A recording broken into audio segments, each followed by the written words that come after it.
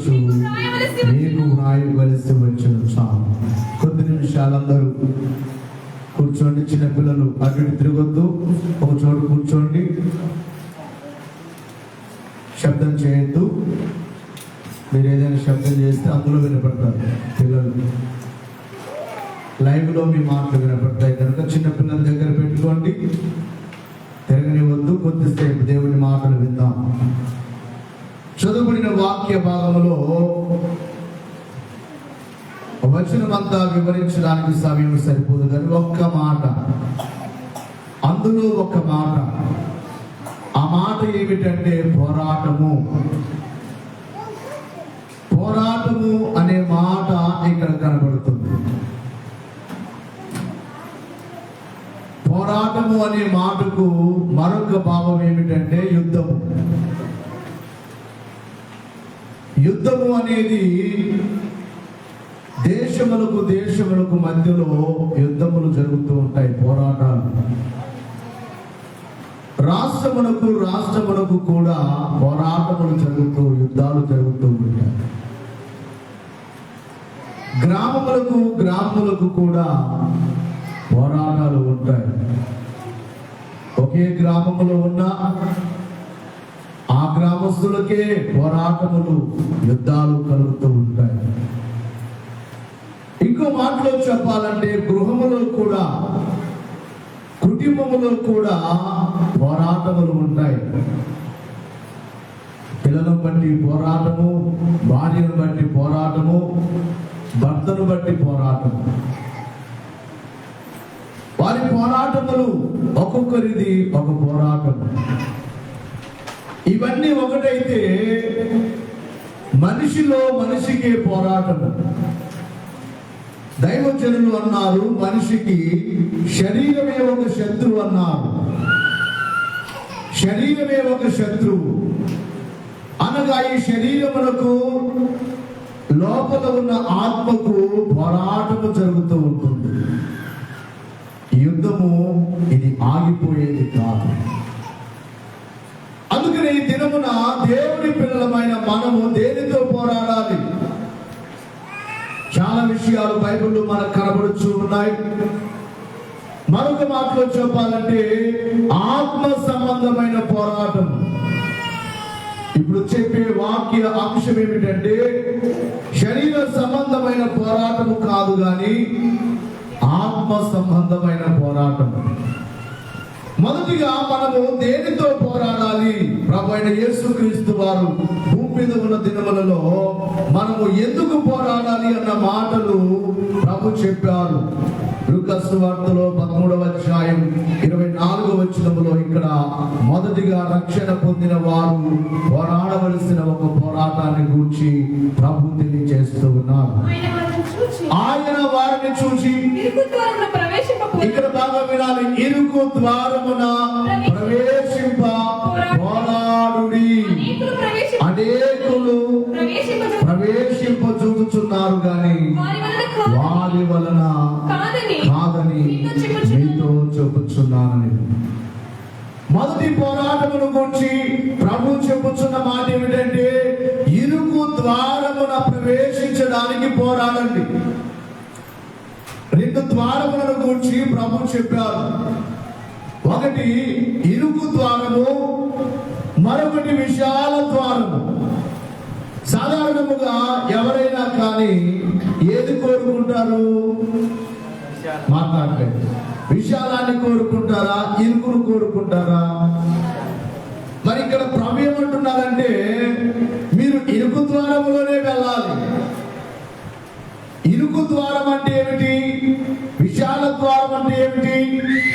విశాల ద్వారం అంటే నీవేమైనా చేయొచ్చు, నువ్వు పాపమైనా చేయొచ్చు, నీవు త్రాగనైనా త్రాగొచ్చు, వ్యభిచారమైనా చేయవచ్చు, పేకాటైనా ఆడొచ్చు, ఇక దొంగతనాలైనా చేయొచ్చు, ఏ పాపాలైనా చేయొచ్చు. ఇది విశాలము. విశాలం అనే మాటకు అర్థం ఏమిటంటే నీవేమైనా చేయొచ్చు, నిన్ను అడిగే వారు ఎవరు లేరు. ఇరుకు అనగా అర్థం ఏమిటంటే అన్నిటినీ విడిచిపెట్టాలి. ఇదే ఇరుకు. అవునా? అర్థమవుతుందా అయ్యామా? మీరు మనసు పెట్టాలి. ఏది ఇరుకు? అన్ని విడిచిపెట్టి భక్తి చేయాలి, అన్ని విడిచిపెట్టాలి. 10 ఆజ్ఞలు ఉన్నాయి కదా. దేవుని మాత్రమే ఆరాధించాలి, దేవుని మాత్రమే ప్రేమించాలి, విశ్రాంతి దినమును దేవుని సన్నిధికి వెళ్ళకుండా, ఇంటి దగ్గర ఉండకుండా దేవుని సన్నిధికి రావాలి. ఇవన్నీ ఒక ఇరుకులాగా ఉంటుంది. ఏ తప్పు చేయకూడదు, ఏ అబద్ధం ఆడకూడదు, మోసం చేయకూడదు. అందుకనే ఇక్కడ ప్రభు అంటున్నారు, ఇరుకు ద్వారమున ప్రవేశించుటకు పోరాడండి. ఇదొక పోరాటం. అన్ని మన కళ్ళ ముందు కనబడుతున్నా, లోకమంతా కనబడుతున్నా, ఆ లోక మాలిన్యము అంటకుండా బ్రతకడం అనేది ఒక ఇరుకు మార్గమే. అయితే ఇప్పుడు ఇరుకు మార్గములో వెళితే రేపు పరలోకములో మనకు ఆనందం ఉంటుంది. ఇప్పుడు విశాల మార్గములో వెళ్ళామంటే రేపు నరకానికి వెళ్ళి వెళ్ళవలసి ఉంటుంది. ఏది కావాలో కోరుకో. 2 మార్గాలు, 2 దారులను గురించి ప్రభు చెప్పారు. 2 దారులు కలిసే చోట గంధమున్నది. 2 దారులు కలిసే చోట గంధమున్నది. విను నా మాట, అటో ఇటో తేర్చుకోని బాట. 2 మార్గముల నుంచి కూర్చి ప్రభు చెబుతున్నారు, ఇరుకు మార్గము, విశాల మార్గం, ఏది కావాలో తెలుసుకో. అందుకని ఇక్కడ అంటున్న మాట ఏమిటంటే, ఇరుకులో వెళ్ళుటకు పోరాటము చేయండి. ఏం చేయండి? గట్టిగా చెప్పాలి. మొదటి పోరాటం ఏమిటంటే ఇరుకు మార్గములో వెళ్ళడానికి పోరాటం.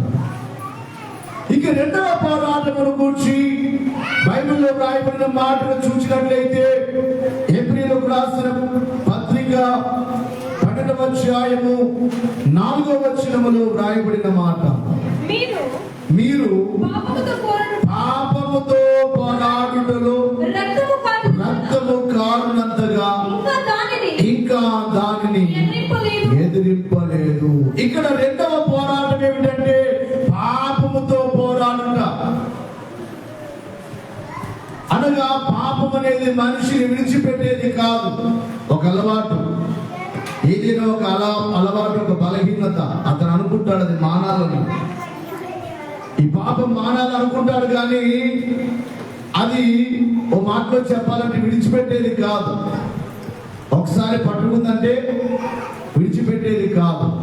సాధారణంగా ఆంధ్ర ప్రాంతమైనా కర్ణాటక ప్రాంతమైన, ఏ ప్రాంతమైన నదీ ప్రాంతాలు ఉంటాయి చూడండి.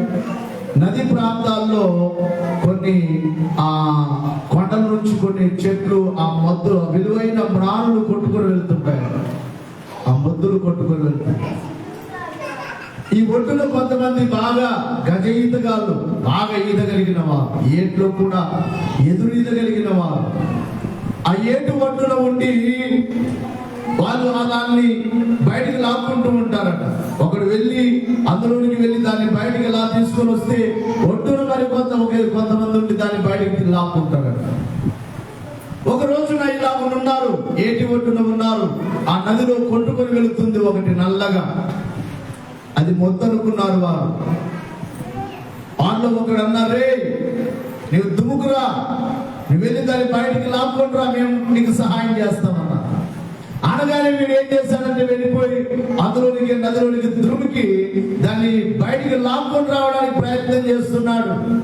వీళ్ళు ఒడ్డు మీద పరిగెడుతున్నారు. రే త్వరగా రారా, ముందుకెళ్తే అక్కడ సుడిగుండం ఉందిరా, అందులో పడిపోతే బయటకు రాలేవు, రారా రారా అని పిలుస్తున్నారట. ఆడు లోపల నుంచి కేకేస్తున్నాడు, రే నేను ఎప్పుడో విడిచిపెట్టాను రా, ఇదే నన్ను విడిచిపెట్టలేదన్నా. నేను ఎప్పుడే విడిచిపెట్టాను, పట్టుకున్నప్పుడే అదేందో తెలుసుకొని విడిచిపెట్టాను, కానీ అది మాత్రం నన్ను విడిచిపెట్టట్లేదు. ఏంటో ఎందుకంటే మొసలెళ్తుందట అందులో. ఏం చెప్పండి, మంచి ఆహారం దొరికింది, అది ఎలా విడిచిపెడతాం, పట్టేసుకుంది. పాపము కూడా అలాంటిదే.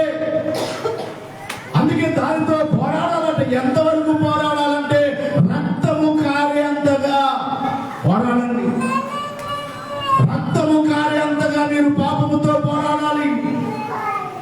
మీరు పోరాడకపోతే, ఓటమిని ఒప్పుకున్నట్లయితే, ఇక్కడ ఓడిపోయారంటే రేపు చాలా పరిస్థితులు పాపము ద్వారా శాపాన్ని పొందుకోవలసి వస్తుంది. దైవజనుడు పద్యములో పాడుచు అన్నారు, పాపము వలననే పంటలు పాడవుట, పాపము వలననే శాప వృద్ధి. పాపాన్ని విడిచిపెట్టలేదా? పాపము ద్వారా ఎంత నష్టము. పంటలు పాడైపోతున్నాయి పాపాన్ని బట్టి. పాపాన్ని బట్టి శాపము వృద్ధి అవుతుంది. శాపము అనేది నీ మీదికి వస్తుంది. పాపము వలననే పలు విధమౌ శ్రమలు. పాపాన్ని బట్టి పలు విధమైన శ్రమలు. పాపము వలననే వ్యాధి గణము. పాపాన్ని బట్టి వ్యాధులు. నీవు పోరాడకపోతే, పాపముతో పోరాడకపోతే ఇన్నిటిని నీవు ఎదుర్కోవలసి వస్తుంది. అందుకనే పాపముతో పోరాడాలి, అనగా దానికి చోటు ఇవ్వకూడదు. ఎట్టి పరిస్థితులలో పాపమునకు చోటు ఇవ్వకుండా బ్రతకడమే పోరాటం. ఇక మూడవ పోరాటమును గూర్చి వ్రాయబడిన మాటలు మనం బైబిల్లో చూసినట్లయితే, దేవుని యొక్క వాక్యములో ప్రియులారా, ఎఫెసీ పత్రిక 6వ అధ్యాయములో 12వ వచనములో వ్రాయబడిన మాట, మనం ఏలయనగా మనము పోరాడున్నది శరీరులతో కాదు, కానీ అమ్మా ప్రధానులతోను అధికారులతోను ప్రస్తుత అంధకార సంబంధులను లోకనాథులతోను ఆకాశ మండలమందున్న దురాత్మల సమూహములతోను పోరాడుచు ఉన్నాము. జాగ్రత్తగా ఉన్నాను. ఇక మూడవ పోరాటం ఏంటంటే, అంధకార సంబంధులకు ఆకాశ మండలములలో ఉన్న దురాత్మల సమూహములు. జాగ్రత్తగా వినాలి. ఈ పోరాటము దేవుని పిల్లలకు. చాలా మంది బాధపడుతూ ఉంటారు, అయ్యా మాకు సాతాను మమ్మల్ని శోధిస్తుంది. అవును, వాడితో మనకు యుద్ధమే కదా, సాతానుతో మనకు యుద్ధమే కదా, దురాత్మలతో యుద్ధమే కదా, అంధకార శక్తులతో యుద్ధమే కదా, దయ్యపు శక్తులతో యుద్ధమే కదా, చీకటి శక్తులతో యుద్ధమే కదా, పోరాటమే. జాగ్రత్తగా వినాలి ప్రియులారా. నీకు తెలియకుండా నీ మీదికి ఎన్ని దురాత్మలు పనిచేస్తూ ఉన్నాయో, నీకు తెలియకుండా నీ కుటుంబం మీదికి ఎన్ని అంధకార శక్తులు వస్తూ ఉన్నాయో, వాటన్నిటితో నీవేమి చేయాలంటే పోరాడాలి. పోరాటంలో ఓటమి అనేది ఉండకూడదు. 2015వ సంవత్సరంలో ఒకసారి సాతాను దగ్గరికి వచ్చి, నేను చంపేస్తాను, శ్రమలో ఉన్నప్పుడు డైరెక్ట్ గా వచ్చి మాట్లాడుతాను, చంపుతాను నేను. వెంటనే మోకరించాను. కరెక్ట్ అర్ధరాత్రి సమయం. నాకు అనారోగ్యముగా ఉన్నప్పుడు కూడా ఒక్కసారి నా మీదకి వచ్చి పడింది, మీదకి వచ్చి త్రొక్కేస్తుంది. ఎంత ప్రయత్నం చేసినా కూడా అది వెళ్ళట్లేదు. చివరకు దేవుని శక్తి ఒక వెలుగు వలె నా మీదికి రాగా అది ఎగిరిపోయి పారిపోయినట్లుగా దేవుడు అప్పుడు చూపించారు. దేవునికి మహిమ కలుగును గాక. అదొక పోరాటం. దురాత్మలు నీ మీదికి దాడి చేస్తూ ఉంటాయి, అంధకార శక్తులు నీ మీదికి దాడి చేస్తాయి. ఎందుకంటే బైబిల్లోనే రాయబడింది, మనం పోరాడున్నది శరీరులతో కాదు, అనగా మనుషులతో కాదు. పోరాటం ఆకాశ మండలములో ఉన్న దురాత్మలతో పోరాటం, ఆకాశ మండలములో ఉన్న అంధకార శక్తులతో మన పోరాటము. ఆగిపోవద్దు పోరాటములో, ఆత్మీయ పోరాటములో ఓడిపోకూడదు, ఓటమి నొప్పుకోకూడదు. మాటలో చెప్పాలంటే, నీకు శోధన ఎక్కువైందా, వెనక్కి వెళ్ళావా, ఓటమి నొప్పుకున్నట్లే. కొంతమంది శోధన ఎక్కువైతే దేవుని విడిచిపెట్టి వెళ్ళిపోతారు. కష్టాలు ఎక్కువైతే విడిచిపెట్టి వెనక్కి వెళ్ళిపోతారు. అంటే నీవు ఓటమిని ఒప్పుకున్నావు. ఇక నీ మీదికి సాతాను దాడి చేయడానికి అవకాశం ఎంతగానో ఉంటుంది. ఒక పోరాటం జరుగుతుంది, యుద్ధం జరుగుతుంది. అమ్మ పిల్లలు సైలెంట్ కూర్చోండి అమ్మా, కొద్దిసేపు కూర్చోండి. లేదంటే ఆ బాబు బయటకు తీసుకెళ్ళి కొద్దిసేపు బయట తీసుకెళ్ళి ఏడ్చే బాబు కొద్దిసేపు బయట తీసుకెళ్ళి. దేవునికి మహిమ కలుగును గాక. వినాలందరూ కూడా దేవునికి స్తుతి కలుగును గాక. యుద్ధములో పోరాటము వెనక్కి తిరిగితే ఓటమే. పోరాడే వ్యక్తి వెనక్కి తిరిగాడంటే శత్రువుడికి ఉంటాడా? అందుకనే నీవు కూడా సాతానుతో, దురాత్మ శక్తులతో పోరాడేటప్పుడు వెనక్కి తిరగొద్దు. దేవుని వైపు చూస్తూ మనం పోరాడాలి. సాతాను గెలవగలడా? అతనికి ఉన్న దూతాన్ని గెలవగలడా? పాతాళము గెలుచున్నా ప్రభుని సభకే గెలుపులన్నారు దైవజనుడు. శత్రువులు గెలవగలరా? మనలను నేడు శత్రువులు గెలవగలరా? శత్రువులు గెలవగలరా మనలా నేడు? శత్రువులు గెలవగలరా? చెప్పరు కొడుకు. శత్రువులు గెలవగలరా మనలా నేడు? శత్రువులు గెలవగలరా?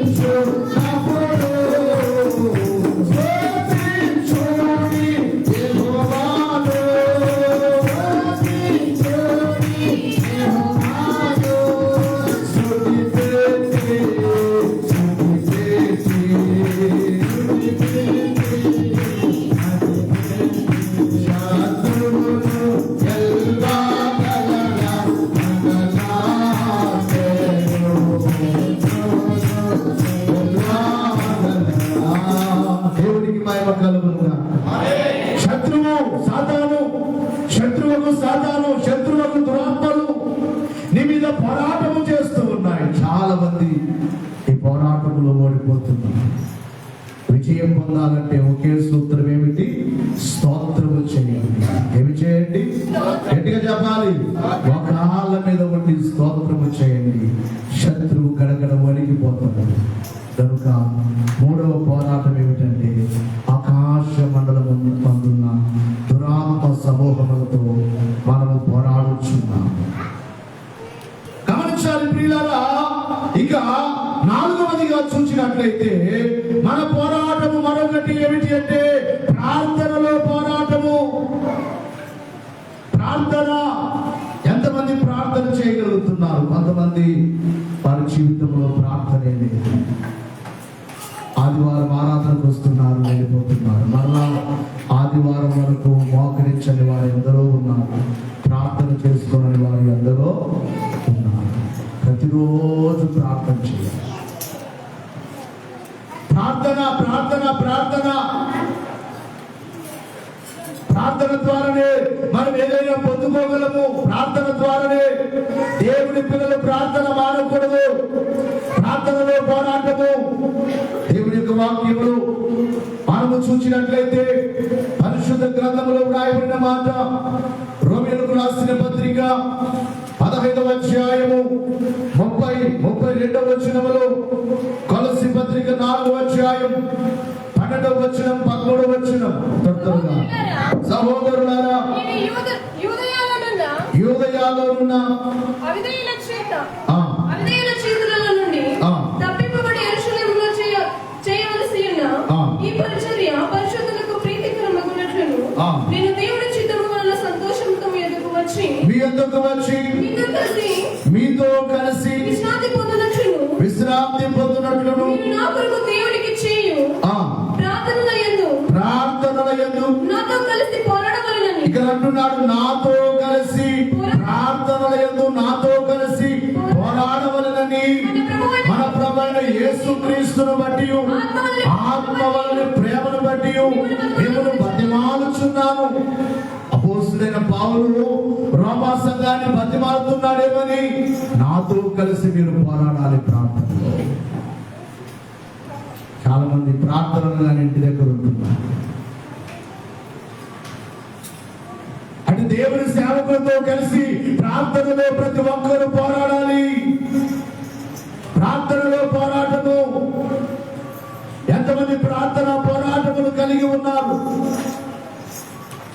నేను చాలా సార్లు చెప్తుంటాను, మనం కూడా శుక్రవారం చెప్పాను. కొంతమంది వారి సాక్ష్యం ఏమిటంటే, ఇదిగో మా తల్లిదండ్రుల ప్రార్థనలే ఈరోజు మేము ఇలా ఉన్నామంటారు. రేపు నీ పిల్లలు నేను కూర్చి సాక్ష్యం చెప్పగలుగుతున్నాను. నువ్వు మోకరించగలుగుతున్నావా? ప్రార్థన చేయగలుగుతున్నావా? ప్రార్థనకు నిర్లక్ష్యముగా ఉన్నావా? పనులే పనులే పనులే. ఇంక కొద్దిసేపటికి మరణం అంటే కూడా పనులు ఉంటాయి. ప్రార్థనకు సమయం ఇస్తున్నారా? పోరాడుతున్నారా ప్రార్థనలో? ఇక్కడ పౌలు భక్తులు, నాతో కలిసి మీరు ప్రార్థనలో పోరాడండి. ఇంకొక వచనములో ఎపఫ్రోదితును గురించి తాను చెప్పుతున్న సాక్ష్యము 4వ అధ్యాయం కొలస్సీ పత్రిక 12వ వచనం. కొలస్సీ పత్రిక 4వ అధ్యాయం. ఇంకొక మైక్ పెట్టుకోమా. క్రీస్తు యేసు దాసుడునైనా ఎపఫ్రోదితు వందనములు చెప్పుచున్నాడు. మీరు సంపూర్ణులను ప్రతి విషయములో దేవుని చిత్తమును గురించి సంపూర్ణ ఆత్మ నిశ్చయత గలవారై నిలకడగా ఉండవలెనని ఇతడు ఎల్లప్పుడూ మీ కొరకు తన ప్రార్థనల యందు పోరాడుచు ఉన్నాడు. ఎప్పుడు? ఎల్లప్పుడు. మాట్లాడలేదు మీ అందరూ అర్థమవుతుందా? ఎప్పుడు ప్రార్థన చేస్తున్నాడట? ఎల్లప్పుడూ ప్రార్థన, పోరాటము, ప్రార్థన, పోరాటం. కొంతమంది ఎల్లప్పుడూ ప్రార్థన చేస్తున్నారు. తల్లులారా, మీ పనులు ముగించుకొని మీ యొక్క కుటుంబం కొరకు ప్రార్థన చేయండి, పోరాడండి. తండ్రులారా, మీ యొక్క కుటుంబాల కొరకు, మీ బిడ్డల కొరకు ప్రార్థన చేయండి, పోరాడండి.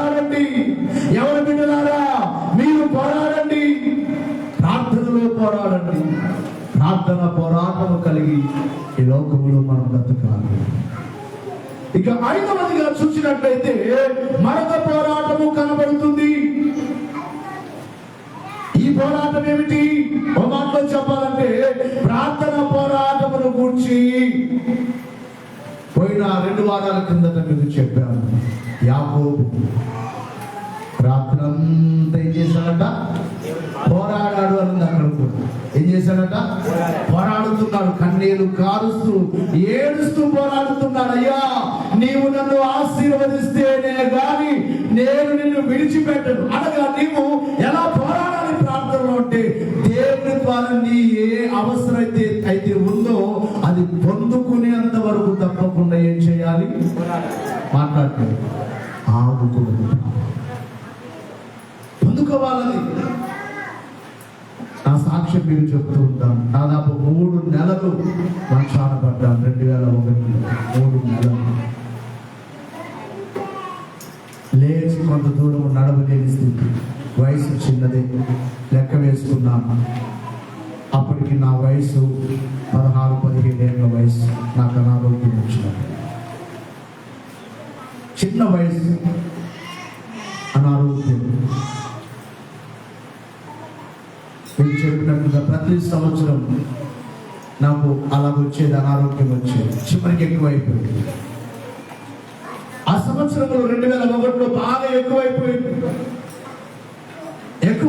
ఇక నేను చనిపోతానన్నంత పరిస్థితి. డాక్టర్లు కూడా చనిపోతాడు ఈ అబ్బాయి బ్రతుకు. కానీ అలాంటి సమయంలో ఉపవాస ప్రార్థనలు జరిగే విషయాల్లో తాటాకు శాలకు ఉపవాస ప్రార్థనకు రోజు చర్చికి మా తాత వారు ఇచ్చేవారు. కానీ నడుచుకుంటే మెల్లగా నడుచుకుంటా అక్కడ కొద్దిసేపు కూర్చొని వెళ్ళారు. మీరు నాతో పాటు చెక్నాపల్లికి వచ్చిన వారు చూస్తుంటారు. చెక్నాపల్లి నుండి గుత్తిశాల దగ్గర ఉందా?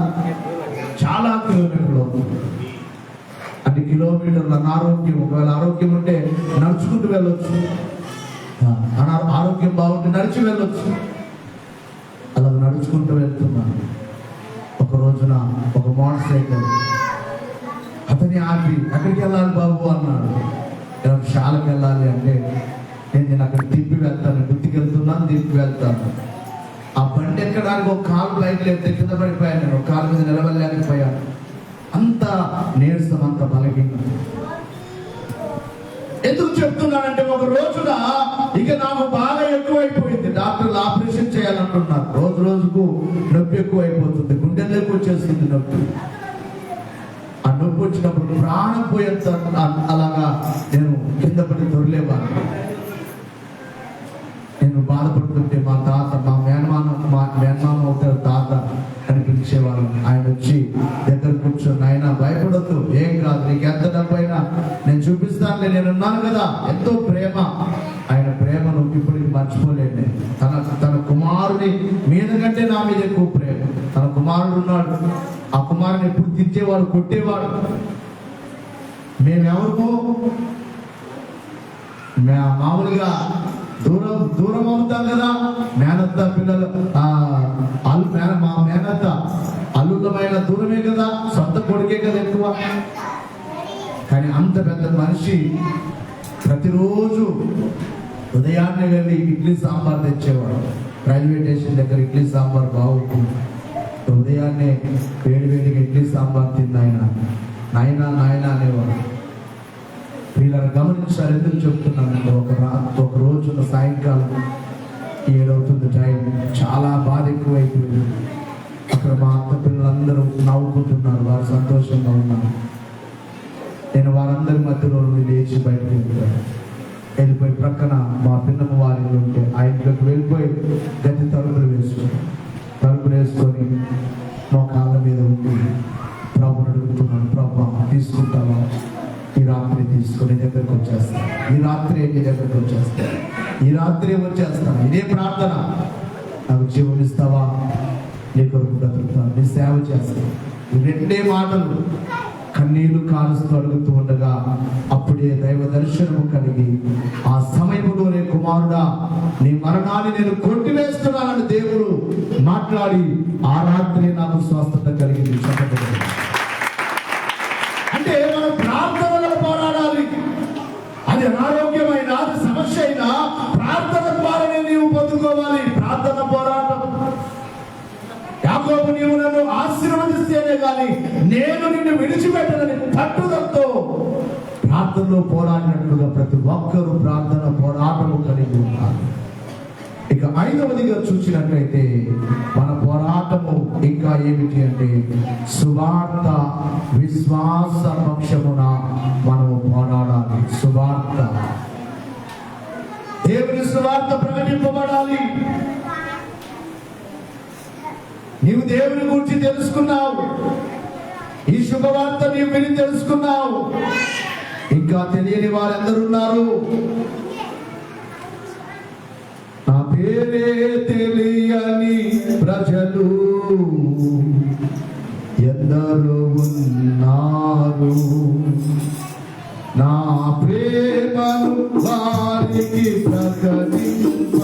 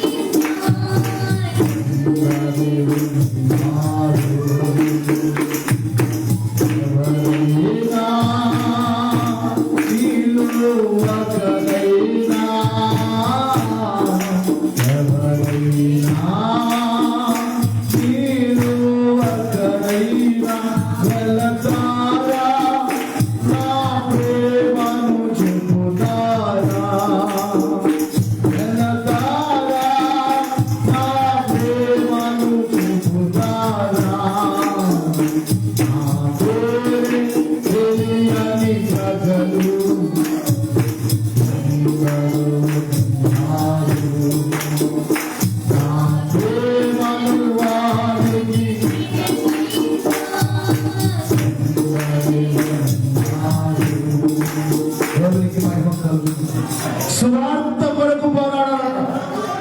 దేవుని యొక్క వాక్యాన్ని చదువుకుందాం. పరిశుద్ధ గ్రంథములో ఫిలిప్పీ పత్రిక 1వ అధ్యాయము 28వ వచనం. ఏ విషయములోను ఎదురించు వారికి బెదరక అందరూ ఒక్క భావముతో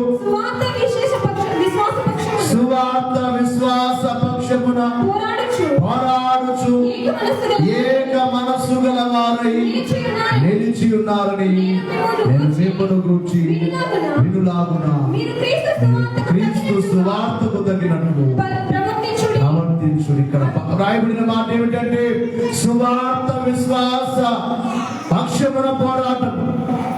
వినాలి దయచేసి. అదే మాట తిమోతికు రాసిన పత్రికలో విశ్వాస, ఇక్కడ సువార్త విశ్వాస పక్షమున పోరాటం అంటున్నాడు కదా. ఇక్కడ కూడా 6వ అధ్యాయంలో తిమోతికు రాసిన మొదటి పత్రిక 6వ అధ్యాయంలో కూడా విశ్వాస పోరాటమును గురించి తెలియజేస్తూ ఉన్నాడు. దేవుని యొక్క వాక్యాన్ని ఒకసారి 6వ అధ్యాయము 12వ వచనం. విశ్వాస సంబంధమైన మంచి పోరాటము పోరాడుము, నిత్య జీవము చేపట్టుము, దాని పొందుటకు నీవు పిలువబడి అనేక సాక్షుల ఎదుట మంచి ఒప్పుకోలు ఒప్పుకుంటే దేవునికి మహిమ కలుగును గాక. సువార్త విశ్వాస పక్షమున మనము పోరాడాలి. దేవుని సువార్త ప్రకటింపబడాలి. దేవుని యొక్క నామములో ఇప్పుడు మానివేశాను, తప్పైపోయింది అనుకుంటున్నాను. అందుకనే ఒక తీర్మానం, ఇక వెళ్ళిపోవాలి, ఎక్కడికైనా దూరం వెళ్ళిపోవాలి, ఇంకా వెళ్ళిపోవాలి. దేవుని సువార్త అందరి ప్రాంతములకు వెళ్ళాలి. ఒక రోజున ఒక పెద్ద ఆయన రాజకీయ నాయకుడు, అయ్యగారికి ఆయన అంటే ఎంతో అభిమానం. మంచి పేరు కలిగిన వ్యక్తి. ఒక రోజున మాట్లాడుతూ తమ్ముడు అని మాట్లాడుతూ, నేను ఒక ప్రాంతం చెప్తాను, అక్కడికి వెళ్ళి సేవ స్టార్ట్ చేస్తావా అన్నాడు. ఎక్కడికన్నా అన్నాడు. ఈరాల అటువైపుకు వెళ్ళినప్పుడు ఆ ప్రాంతంలో చాలా ఆ పల్లెలకు వెళితే సువార్త లేని ప్రాంతాలు ఉన్నాయి. నేను ఆ ప్రాంతాలకు తిరిగాను. నువ్వు వెళ్ళి సేవ స్టార్ట్ చేయి, నీకు ఏదైనా ఇబ్బంది అయితే నాకు చెప్పు, నాకు ఫోన్ చేయి అని నెంబర్ ఇచ్చాను. అయితే ఒక బాధ ఏమిటంటే ఆ మరుసటి రోజు ఆయన సడన్ గా చనిపోయాడు. అందుకే ఈరాల్లో స్టార్ట్ చేయడానికి గల కారణం ఏంటంటే ఆయన ఒక దేవుని బిడ్డగా కోరుకున్నాడు అక్కడ సేవ స్టార్ట్ చేయి. అక్కడ ఈరాలో కూడా ఒకే కుటుంబం కొరకు 6 మంది దగ్గరికి వచ్చేవారు. ఎంత దూరమైన జీవనం వారి కుటుంబం వచ్చేవారు. కొన్ని నెలలుగా వచ్చారు, సంవత్సరాలుగా వచ్చారు. అక్కడ సేవ. ఇప్పుడు అక్కడ ఒక మందిరం కట్టడానికి దేవుడు కార్యం చేయబోతున్నాడు. ఆ స్థలం కూడా మాట్లాడుతున్నాం.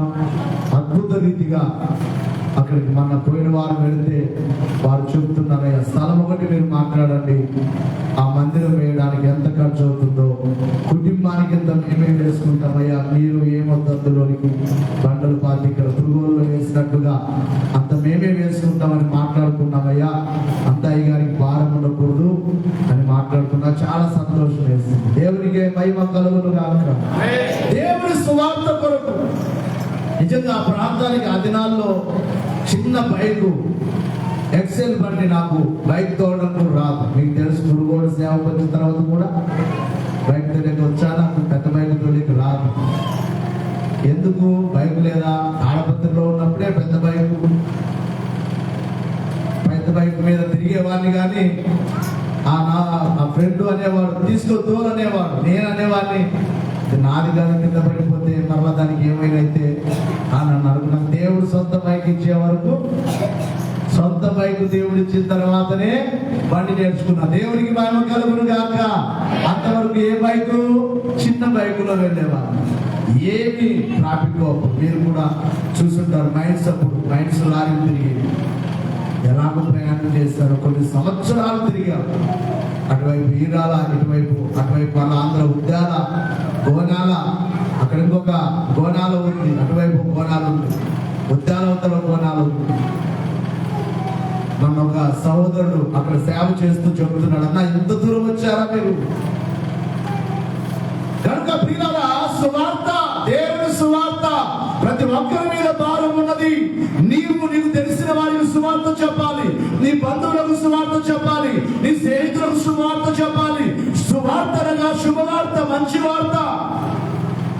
ఈ సువార్తను గురించి మనం పోరాడాలి. సువార్త పక్షమున మనము పోరాటము చేయాలి. మనం ఏ కార్యక్రమాలు ఏర్పాటు చేసినా శుభవార్త కొరకే కదా. ఏదో ఒక రీతిగా మన గోనాల్లో తైలాభిషేకం అయిపోయింది. నిన్న వారం ఒక కుమార్తె చెబుతుంది, దేవుడు అప్పుడే ఒక కుమార్తెకు గర్భఫలం ఇచ్చారట. అయ్యా ప్రార్థన చేయండి, పండుగలో పాల్గొన్న తర్వాత దేవుడు కార్యం చేశాడు. దేవునికి మహిమ కలుగును గాక. ఒక ఆత్మ ఏదైనా దేవుని సన్నిధికి రక్షింపబడితే చాలు. అందుకే ఈ సువార్త కొరకు కొంత సొమ్ము ఖర్చు అయినా, 1000 రూపాయలు ఖర్చు అయినా దేవుని సువార్త ప్రకటింపబడాలి. సువార్త విశ్వాస పక్షమున మనం ఏం చేయాలంట? పోరాటము చేయాలి, పోరాడుచుండాలి. ఇక 6వ పోరాటం ఏమిటంటే సంపూర్ణమగుటకై. ఏంటి? సంపూర్ణత. సంపూర్ణత అంటే అర్థం ఏమిటంటే ఇక క్రీస్తు రూపము నీలోనికి వచ్చేదే సంపూర్ణత. నీ రూపము కాదు, నీ మనసు కాదు, నీ ఆలోచనలు కాదు. సంపూర్ణమైన భక్తి, సంపూర్ణమైన విశ్వాసం, సంపూర్ణత. దేవునికి మహిమ కలుగును గాక. దాని గురించి కొన్ని వచనాలు బైబిల్లో మనకు కనబడతాయి. కొలస్సీ పత్రిక 1వ అధ్యాయము 28, 29. ప్రతి మనుషుని క్రీస్తునందు సంపూర్ణునిగా చేసి ఆయన ఎదుట నిలువబెట్టవలెనని సమస్త విధములైన జ్ఞానముతో మేము ప్రతి మనుషునికి బుద్ధి చెప్పుచు ప్రతి మనుషునికి బోధించుచు ఆయనను ప్రకటించుచున్నాము. దేవుడికి మహిమ కలుగును గాక. ప్రతి మనుషుని సంపూర్ణిగా చేసి ఆయన ఎదుట నిలబెట్టవలనని. పౌలు యొక్క పోరాటం ఏమిటి? దేవుని సేవకుని పోరాటం ఏమిటి? ప్రతి మనుషుని సంపూర్ణుడిగా చేయాలి. ప్రతి మనుషుని క్రీస్తునందు సంపూర్ణుడిగా చేసి ఆయన ఎదుట నిలవబెట్టవలనని సమస్త విధములైన జ్ఞానముతో మేము ప్రతి మనుషునికి బుద్ధి చూపుచు ప్రతి మనుషునికి బోధించుచు ఆయనను ప్రకటించుచున్నాము. గమనించాలి. అందు నిమిత్తము నాలో బలముగా కార్యసిద్ధి కలుగు చేయు ఆయన క్రియాశక్తిని బట్టి నేను పోరాడుచు ప్రయాసపడుచున్నాను. ఇక్కడ కూడా బాగా వినాలి. ఏంటంటమ్మా? పోరాడుచు ప్రయాసపడుచున్నాను. ఈ ప్రయాసందుకు, దేవుని సేవకుని ప్రయాసందుకు ప్రతి మనుషుడు సంపూర్ణుడు కావాలి. సంపూర్ణమైన క్రీస్తు రూపము రావాలి. మరొక చోట అంటారు, క్రీస్తు స్వరూపము యందు ఏర్పడవలనని మీ నిమిత్తము నాకు మరణ ప్రసవ వేదన కలిగెను అంటారు. ప్రసవ వేదన. ఒక బిడ్డను ప్రసవించాలంటే తల్లికి ఎంత వేదన, ఒక పోరాటం. ఆ తల్లి మరణముతో పోరాడి గెలవాల తల్లి. కనుక ప్రియులారా, ఇదిగో దేవుని సేవకుని పోరాటం ఏమిటి, ప్రయాస ఏమిటి అంటే ప్రతి మనిషి క్రీస్తు రూపంలోనికి రావాలి. క్రీస్తు రాబోవచ్చున్నారు, ఆయన ఎదుట నిలబెట్టాలి. ఆయన వచ్చినప్పుడు ఎవరు నిలబడగలరు ఆయన ఎదుటంటే ఆయన రూపంలోనికి మార్చబడిన వారు మాత్రమే. ఇంకా నీ రూపమే నీకున్నది. నా రూపము నీ రూపము కావాలని దైవజనులు పాడారు.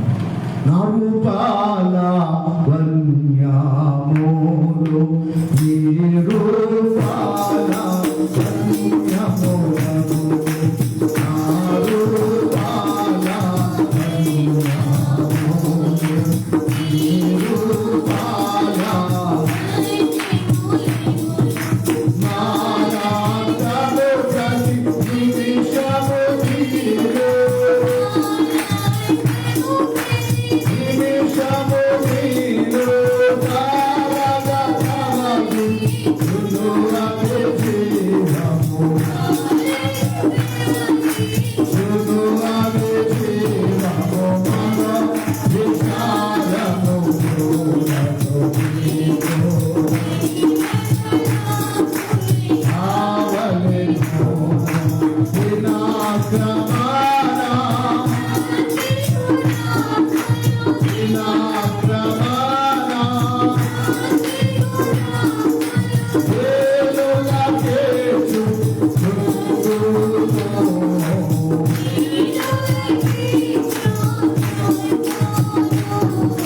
మన విచారము సునురకే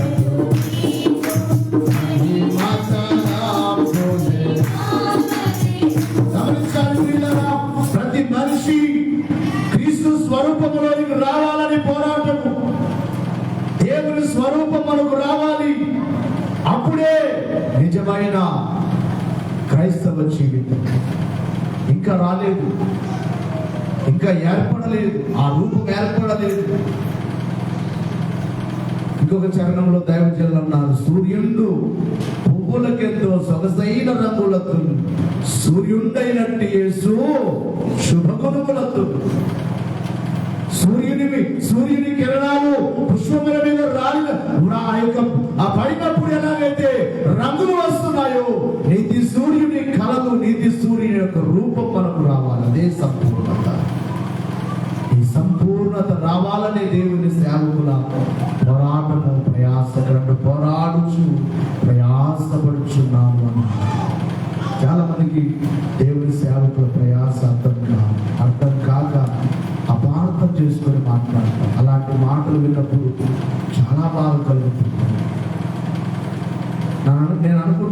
ఒక్కసారి ఒకవేళ ఈ యొక్క 18 సంవత్సరాలు కర్ణాటక వచ్చి 18 సంవత్సరాల్లో నేను డబ్బు సంపాదించుకోవాలంటే ఎంత దేవుడు నా చేతికి ఇచ్చాడో, ఎంత ఇచ్చాడో దేవుడు నా చేతికి. ఈ రోజుకి ఇస్తూ ఉన్నారు. ఏం కావాలో ఇస్తారు. దేనికి ఖర్చు పెట్టుకోకుండా దాచుకోవాలంటే మాట్లాడలేదు. నా దగ్గర ఉండవా? ఏ రోజుకి ఆ రోజు ఇంత పని మీరు చూస్తున్నారు. ఒకవైపు వీళ్ళని గమనించాలి. అక్కడ స్థలానికి అద్భుత రీతిగా ఒక కార్యం దేవుడు జరిగించారు. రేపు వారంలో వెళ్ళి దాన్ని మాట్లాడాలి.